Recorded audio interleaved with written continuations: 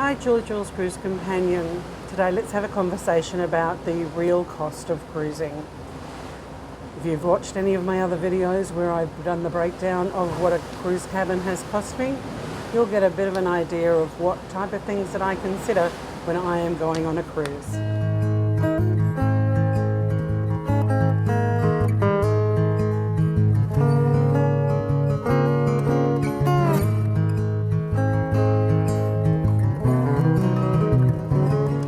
The price of a cruise will depend on a lot of things. It will depend on the type of cabin that you have, whether you have an inside, whether you have a balcony, whether you have an ocean view, a suite or a mini suite. It will vary if you're at the back of the boat, the front of the boat or the middle of the boat. Of course, the premium places are the middle of the boat because there's less pitch and roll. Another thing in the price variation of a cruise is the season, whether it's high season or low season, or that shoulder season. So it depends on how busy a cruise is. For example, if it's a Christmas cruise or a themed cruise, there won't be any discounts, so you're just going to have to pay the cost of what the going rate is for that cruise. There can be some little bits of saving with additional onboard credit, for example, and that is distributed between both principal people in the cabin. So for example, if it's advertised as $100, you'll get $50 each. If it's advertised as $200 or $300, you get half of that. There'd be other deals that you would have where third and fourth people may go free, or children for free. So there may be other ways of saving when you're deciding to going on a cruise. Definitely, if you've watched any of my other videos, you'll know that I'm really an advocate for travel insurance, and it's part of the expense, so budget for it. Other elements of a cruise, of course, is how you're going to get to the cruise, whether it is driving, whether you're flying, whether you have to stay the night before. Always fly the night before if you're arriving into a cruise port. So don't have the additional stress of catching a plane on the day of your cruise. Other additional spending on a cruise is going to be your drinks, whether you consume alcoholic drinks or non-alcoholic drinks, and they can come in packages, especially for cruises that are over a certain length of time, especially, and they can be anywhere between $65 US to $100+ US a day. There's a lot of restrictions in that with how many drinks that you can have or the types of drinks that you can have. So work that out. There's a lot of calculators online to see if a drinks package is the right one for you. The other thing to also remember in relation to drinks packages, specialty dining and spa treatments, for example, there's also got to be gratuities on top of that. You've got your standard gratuities for your cabin attendant, etc., and they are often put onto your cruise card every night, a certain percentage, anywhere between $12 and $15 a night per person for each cabin.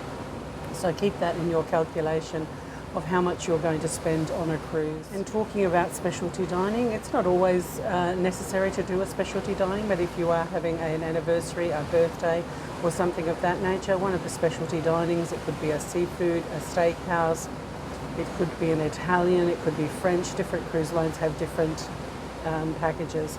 So that could be another expense in there, anywhere between about $35 and $65, depending on the cruise line and the meal that you're having.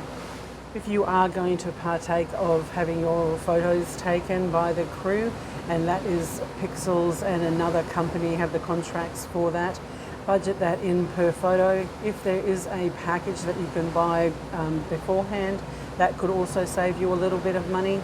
Some people like the photos. I particularly don't anymore. I used to, but that's nothing that I do anymore. So I have a saving in that quite naturally. Photos are both hard copy and digital nowadays. So when you do purchase one, you often get the digital copy. It can be, different cruise companies would be every photo that you take for a certain amount of money, $300 or $400, often US. Where here in Australia it's probably $150, something like that for 5 photos, $200 for 10, etc. And there are other photo shoot places that can do black and white photos or anniversary photos or special photos for you. and they are an additional cost. I have done them in the past and they were horrendously expensive, something like $100 a shot. But they were pretty amazing shots, and I split it between the other person and myself. So it was only about $300 each, but they were amazing photos, but they were something I hadn't budgeted at the time. Staying in contact with friends and family, often you need the Wi-Fi. On smaller cruises, I choose not to, but on longer cruises of 7 nights, I would choose a package. You can have packages where it is a per minute situation, or you can purchase for 24 hours. There's often levels of package. Some are just social media where you're just looking, where the premium packages you can do Zoom and messenger calls and all that type of thing, as well as emails and social media. So just check how much that is for my next one. I think it's $150 for 7 days, for example. But for a 7-day cruise, I do want to stay in contact with people.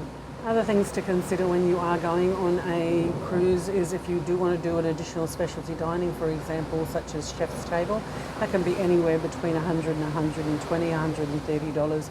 And that's a 5 or 7 course degustation with wine. It is an absolutely fabulous experience. I've done many, and it is just the most fabulous experience. But it's not something that you do every cruise.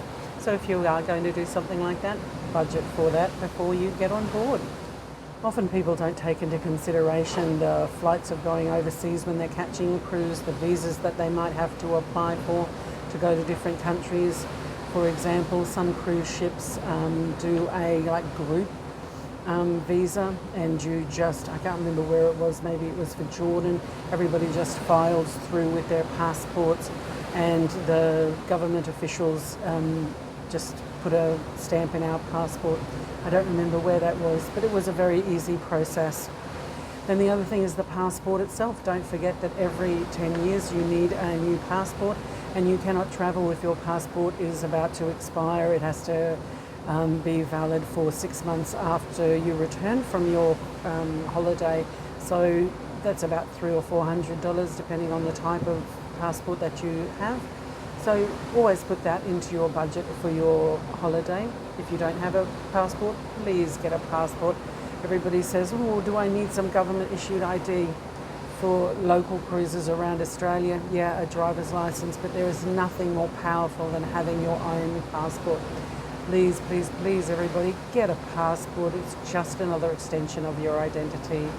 When you are budgeting for a cruise, you might want to do the spas. The spas on board will do deals, like every second or third thing that you purchase will have an additional discount on it, but they are well priced over what you would have on land, and there is a large quantity of upselling for additional products.